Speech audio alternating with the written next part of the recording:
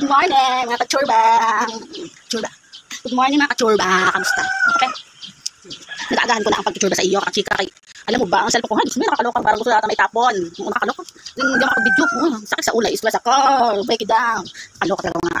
Cellphone na yan, nakakaloka. Kaya luma na kasi yan, dahil hindi pa ako nakakabili ng bago. Pag ako pinasahod. Bili talaga ako ng bagong cellphone. Yun. Chika ako sa iyo, diday. Kasi alam ko naman na maaga ka lang, chismosa ka na. Kaya syempre, chismis ko na sa iyo. Kaya nauna ka na lang, pungal ka. So yun, kasi meron ako naalala. Kape muna, init. So, naalala ko.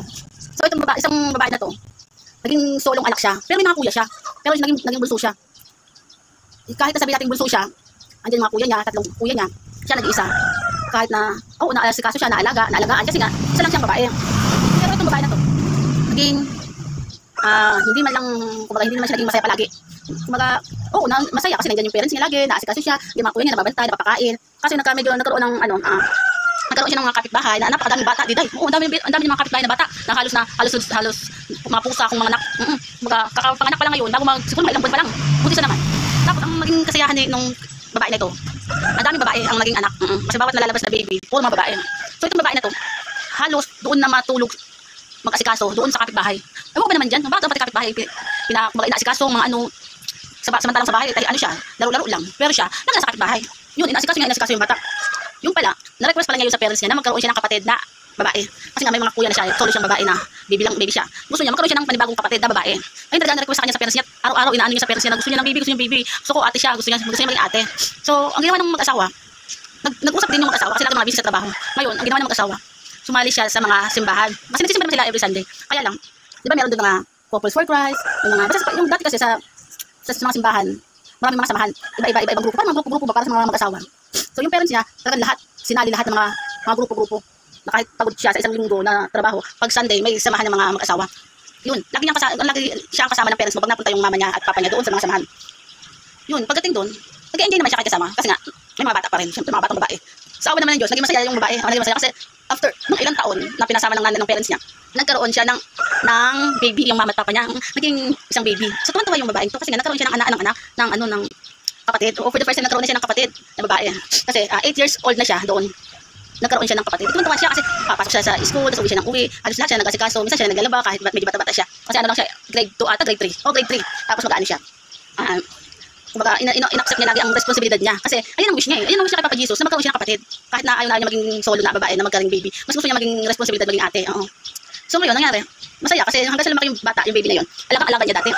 Tapos, pag napunta sa school, bago siya pumasok, naalagaan niya muna yung kapatid niya. Tapos pagdating niya, galing sa school, nag-aalaga na naman siya. Medyo lumaki na yung kanyang kapatid. Hanggang sa nag-school siya, kasama niya lagi ang kapatid niya. Nakakaloka. Ewan ko, ba't lagi ba kasama niya na kahit nung elementary pa lang? Kasi yung parents niya, back uli sa trabaho, busy sa trabaho, laging busy. Ngayon, no choice siya, kundi asikasuhin mo yung kapatid mo kasi nga, may trabaho yung parents.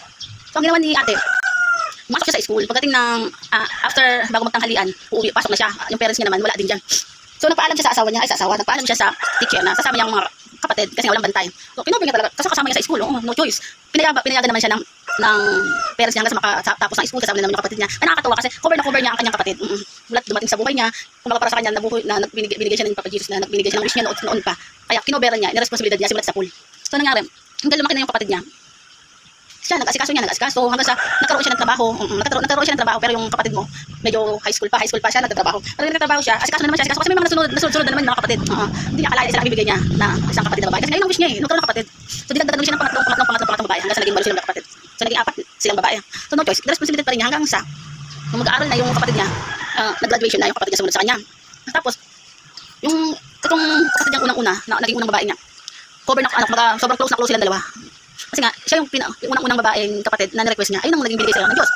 So, ang nangyari, hanggang sa lumaki silang kapatid, naging isa sila, lagi magkausap, kahit sila nagkikita, hanggang sa yung ate niya, hanggang sa itong ate na to, nagkaroon ng sakit. Hindi niya akalain na mangyayari sa buhay niya na to na, kasi nga marami siyang responsibilidad. Itong kuya na to kasi, maraming responsibilidad na hindi niya kailangan isipin na dapat niyang gawin. Kasi nga, ang masaya sa kanya, maging trabaho lang trabaho. Kasi pag siya magtrabaho, ang mahalaga sa kanya, sa dami niyang responsibilidad kahit wala siyang asawa, wala siyang anak, pero marami siyang inaalagaan. Bukod pa siya magtrabaho. So, pag siya sa trabaho, nagkaroon siya ng sakit. So, kaya ang naging masaya doon sa atin na to, dahil simulat sa pool, nagkasakit siya, kinover siya na responsibilidad naman yung mga kapatid niya. Mga kapatid naman niya ang nag-responsibilidad bilang ate. Kasi yung ate mo, siya naman yung sumunod sa kanya, sa ate mo. Sinunod niya ang responsibilidad ni ate. Kasi, wala rin siyang asawa, wala rin siyang boyfriend. O, nakipag-relation para mag-enjoy. Kaya masaya din ng ate niya na kahit magkalayo sila, hindi sila, ang bawat isa nilang dalawa ay nag-uusap-usap palagi. Yun. Sa totoo lang, ito talaga, in the ending, pinaka-ending natin kwentuhan, dahil mga chismosa. Ito talaga ang kwento. Ako talaga si ate. Kasi sumunod sa akin, ayun ay si Tintin. So, ito yung talaga yung kapatid ko na, kahit nagkakaaway din kami dati, kasi mga tamad din sa bahay, o sa bahay, o ano, pero pagdating sa trabaho, masisipag sa trabaho. Mga tamad na talaga sa loob ng bahay, kaya ayaw pagbalik, ayaw paglaba, ayaw. Pero masaya naman, kahit sa kahit ngayon, nagkikita kami, nagkakasama. Siya ngayon, ang nagko-cover sa akin na